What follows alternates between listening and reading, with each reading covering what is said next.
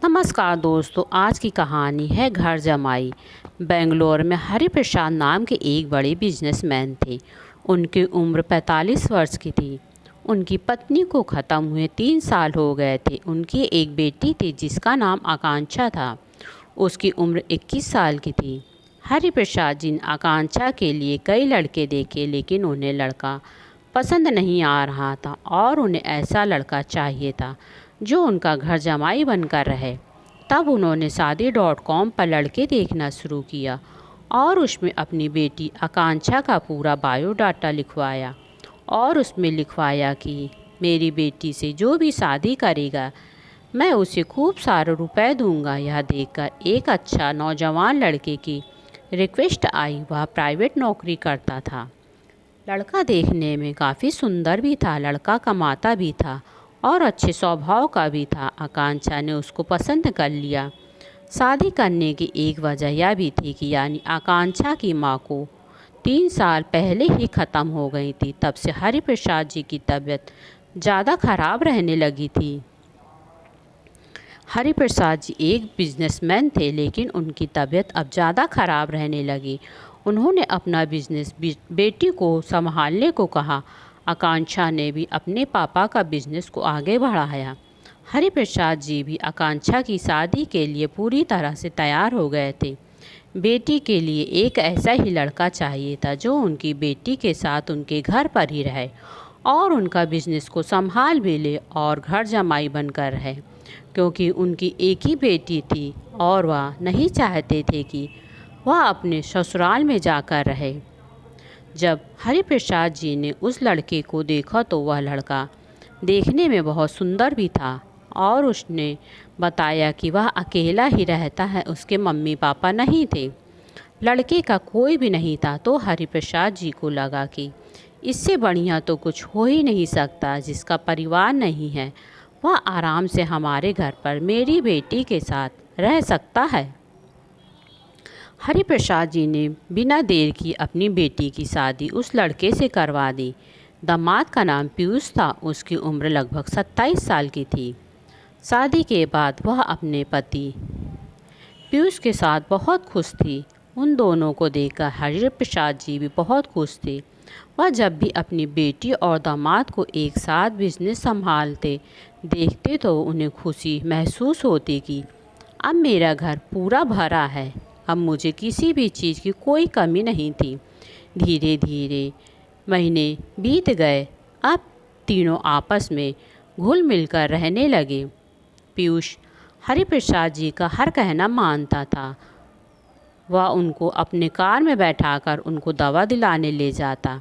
शादी के 1 साल हो गए थे। तभी एक दिन पीयूष अपने घर में एक लड़की को लेकर आता है। तब हरिप्रसाद जी पूछते हैं, यह कौन है? तब वह कहता है कि आकांक्षा तो ऑफिस चली जाती है और मैं भी घर में नहीं रहता, तो आप पूरे दिन घर में अकेले रहते हैं और आपकी देखभाल करने वाला कोई भी नहीं है, इसलिए मैं घर में यह नौकरानी लेकर आ गया। पर उन्होंने कहा, बेटा इसकी ज़रूरत नहीं है, मैं तो घर पर बैठे बैठे बोर हो जाता हूँ। अगर मैं चलता फिरता रहा तो मैं और नहीं तो मैं और बीमार हो जाऊंगा। पीयूष के बार बार कहने पर उन्होंने उस महिला को नौकरानी बनाकर रख लिया। हरिप्रसाद जी को इतना अच्छा दामाद पाकर धन्य हो गए थे कि यह दामाद कितना अच्छा है और मेरी कितनी देखभाल करता है। घर में रहते हुए उस लड़की को आए हुए 2 महीने बीत जाते हैं। उन्होंने देखा कि जब भी पीयूष घर आता तो उस लड़की से मिलने के लिए उसके कमरे में जाता और जब भी उस लड़की को किसी भी चीज़ की कमी होती तो फिर उसे ला कर देता। यह सब हरिप्रसाद जी को कुछ समझ में नहीं आ रहा था कि आखिर यह लड़की कौन है और पीयूष उससे मिलने कमरे में क्यों जाता है। यह सब देखकर उनको बहुत गुस्सा आता है, लेकिन अब उनकी बेटी की शादी हो चुकी थी और वह उनके घर का दामाद भी बन गया था। अगर उन्होंने कोई गलत कदम उठाया तो उनकी बेटी की ज़िंदगी बर्बाद हो जाएगी। यह सब सोचकर हरिप्रसाद जी ने पीयूष से कुछ भी नहीं बोले और न ही उससे कुछ पूछा। एक दिन जब उनकी बेटी और दामाद बिजनेस के काम के सिलसिले में बाहर गए थे, तब हरिप्रसाद जी ने उस लड़की को कुछ सामान लाने के लिए मार्केट भेज दिया। फिर उन्होंने उसके कमरे में जाकर पूरे घर की तलाशी ली तो उन्हें उस लड़की के कमरे से 1.5 लाख रुपए मिले थे। हरिप्रसाद जी को पूरी तरह से समझ में आ गया था कि यह रुपए और कोई नहीं, पीयूष ने ही दिए होंगे। वह लड़की मार्केट से घर आ गई। फिर उन्होंने पूछा कि तुम्हारे पास इतने रुपए कहाँ से आए? तो वह फिर लड़की घबरा गई और फिर वहाँ से भागने लगी। उन्होंने कहा, रुको, नहीं तो मैं अभी पुलिस को फ़ोन कर दूँगा। वह लड़की कुछ भी बोलने को तैयार नहीं थी। तो उन्होंने पुलिस बुलाया और उस लड़की को पकड़ा दिया। पुलिस वाले अपने साथ ले गए। 2 दिन बाद जब आकांक्षा और पीयूष घर आते हैं तो पीयूष सीधा उस लड़की के कमरे में जाता है। वह लड़की वहाँ पर नहीं थी। पीयूष उनसे पूछता है कि वह काम वाली लड़की कहाँ गई? तब उन्होंने बताया कि उस लड़की को उन्होंने पुलिस के हवाले कर दिया है क्योंकि वह लड़की घर में चोरी की थी और उसने घर में 1.5 लाख रुपए चुराए थे।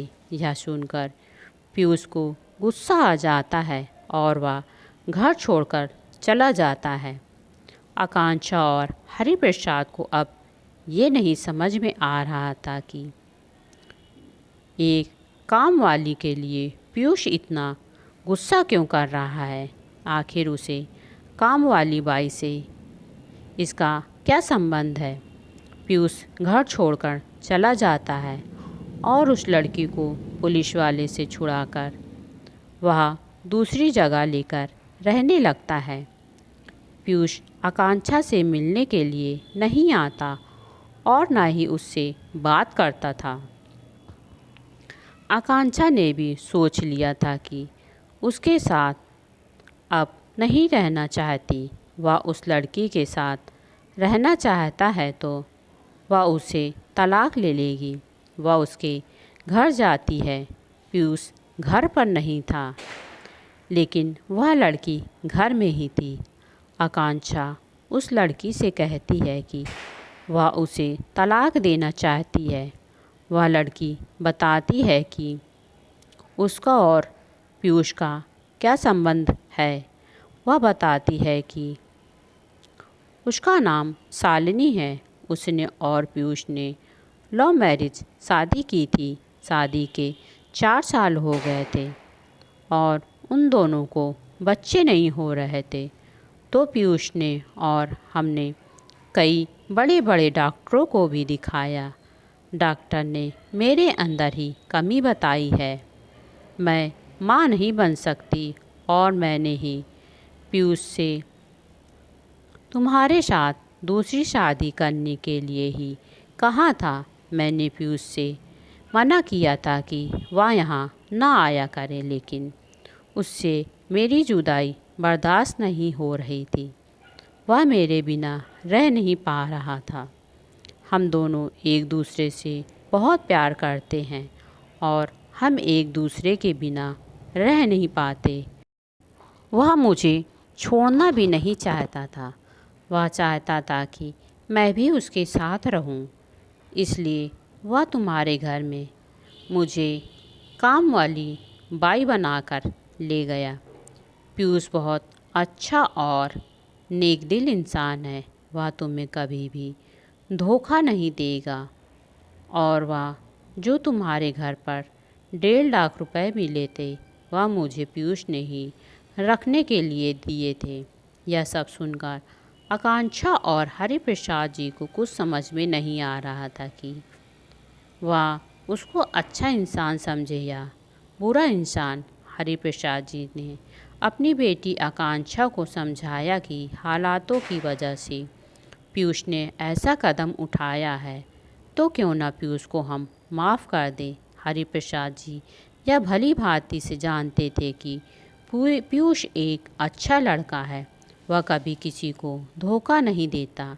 इसलिए उन्होंने आकांक्षा और शालिनी को अपनी बेटी बनाकर घर में रखा और पीयूष को अपना घर जमाई बना लिया। 2 साल बाद आकांक्षा ने जुड़वा बच्चे को जन्म दिया। 2 जुड़वा बच्चे पाकर आकांक्षा और शालिनी बहुत खुश थी और उनका पूरा परिवार भी बहुत खुश था। दोस्तों, आपको यह कहानी कैसी लगी प्लीज़ हमें कमेंट बॉक्स में ज़रूर बताएं। अच्छी लगी हो तो प्लीज़ मेरे चैनल को लाइक शेयर और सब्सक्राइब करना ना भूलें। धन्यवाद।